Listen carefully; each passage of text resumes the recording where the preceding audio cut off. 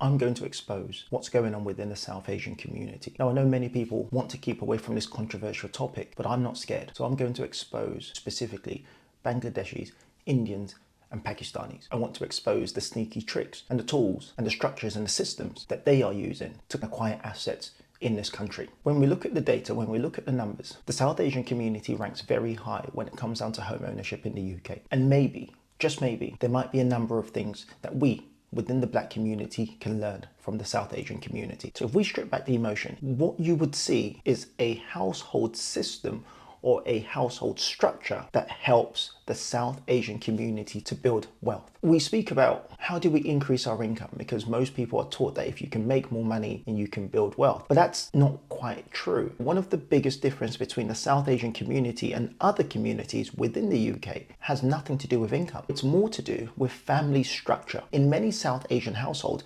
grandparents, parents, adult children can often live under one roof. Many people look at it as quite restrictive, but that tradition works. In fact, I would go as far as to say, from my research, this is one of the most powerful ways communities within the UK can build wealth. So I want to conceptualize this and put this into numbers for us so we can understand it and implement some of this. So before we break down what the South Asian community are doing, let's have this conversation first. Let's talk about the way other families within the UK and other communities within the UK tend to live. Grandparents, parents, live separate to their children. Adult children get a job, make some money, move out. In some cases, go on Instagram once they buy their house and hold up keys to show off that they've bought a house. Fine, do what you want. But they live by themselves. That's 3 generations. That's 3 separate households, which equals to 3 separate housing costs, 3 separate sets of bills. But more importantly, one of the costs that's eaten into people's ability to build wealth is childcare cost. So if we look at some information from the ONS, the Office of National Statistics, the average rent in the UK is over £1,000.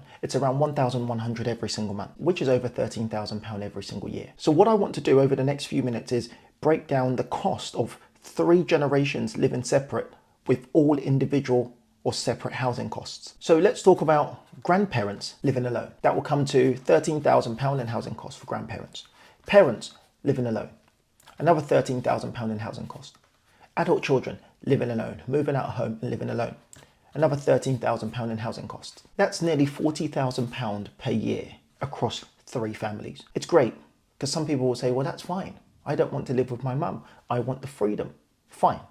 But this is solely about the numbers, the math, the economics of this. Now let's lump in what I mentioned earlier, which was childcare costs. So I looked at a research piece from the Quorum family and the childcare survey, that's 2025. Full-time nursery cost or care for children under the age of 2 was roughly around £12,000 per year. So now let's put together all of those costs. Around £40,000 in housing cost across the 3 families, and then we take into consideration the £12,000 in childcare costs. That's over £50,000 per year spent, expenses, just to maintain separation. Now, I don't want to be shady here.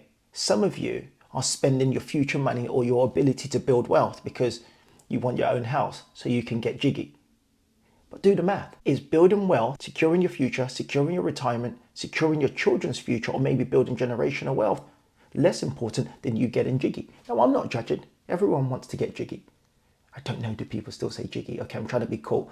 But you get my point. Everything has a price. So now let's compare what goes on within many of the South Asian families. Now, this is very important. I'm not saying this happens in every South Asian family, and that's why I've used the word many. So I want to look at their structure and how that's different to what we're currently doing. Grandparents live with the parents. Adult children stay at home well into their 20s and 30s while still having a full-time job. Childcare is then handled by grandparents. And we'll talk about the numbers on that. Everyone shares one roof, one mortgage or rent, one set of bills. Let's look at the numbers. Let's assume this family lives under one roof with one housing cost and they're paying £1,100 per month or the £13,000 per year. Childcare cost is 0 because grandparents provide childcare. Now, this is where the numbers started to get interesting. So I'm going to call the standard family a fragmented, broken up family with a cost of £50,000 per year. And then we look at the multi-generational family with a simple cost of just £13,000 per year. Can you see where this is going? There is a £40,000 difference because of sacrifice. I'm going to break down what that £40,000 translates into, and hopefully we start to see how this structure favors wealth creation more than the current structure. This isn't about telling you to cut back. This isn't about telling you to increase your income. Let's rewind this back because I want to cover a number of things here. Let's talk about income. If we look at the ONS Annual Survey of Hours and Earnings, their 2024 report, the median full-time salary in the UK was around £37,000. In a multi-generational South Asian household, it's common to have multiple working adults, okay? Parents working full-time, children working full-time, and sometimes even grandparents contributing through their pensions. Let's do the numbers based on this. Let's say the 3 adults within the South Asian multi-generational living household all earn the median UK salary. So that's £37,000 times that by 3, which is just shy of over £112,000. That's £112,000 across the 3. Now, if you remember previously, we spoke about what their expenses or household costs were.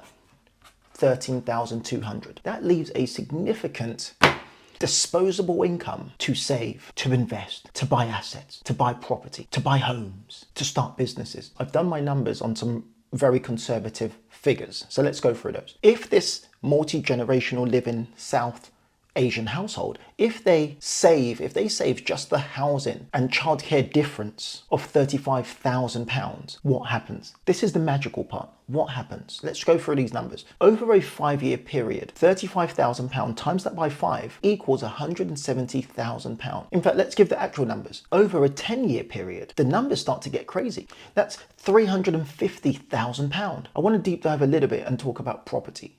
And maybe I can make a separate video specifically for this. This is the aim of this. So in trying to get these numbers, I looked at the UK house price index. The average house price was £290,000. And a typical investment, property investment, or residential property usually requires around 25% of that. So 25% of £290,000 is around £73,000. That means this specific household could accumulate enough for 2 property deposits over a 4-year period or 4 property deposits over a 10-year period. Can you start to see where the magic happens? Can you start to see how the South Asian community are accumulating or rank high when it comes down to home ownership or property ownership within the UK? But that's also without taking into consideration the rental income, the capital growth, or even refinancing the property to use that money to buy additional properties. This is how the South Asian community are, I don't even want to say slowly or quietly building wealth, because it's right there in front of us. So this isn't the expose that you thought it was going to be. This is the lesson that we can pick up from the South Asian community on how we can also accumulate significant assets. If you read the ethnicity facts and figures research, where it breaks down the ranking of home ownership within the UK, Indian households have a home ownership rate of around 68% in the UK, which is far above the national average. It's not accidental. It's not. The real truth is, in many cases, it's not actually about income. Now, of course, income plays a part, but often the question is, what do you do with the income or the little income that you have? Because I would go as far as to say that the South Asian community do not rank high on the home ownership list by accident. It's not a mistake. I think this was very specific, very engineered, very intentional. And the truth is, any community that's willing to break down, do the numbers, do the math, remove the emotion out of it, rather than just dismissing it and making excuses like there will be, can emulate and build similarly. I would love to hear your thoughts in the comment section below. By the way, if you get any value from this video, do me a massive favor. Please like, comment, but most importantly, subscribe. Share this video and let's have a conversation. You might not think I'm right. I would still love to hear your thoughts in the comment section below.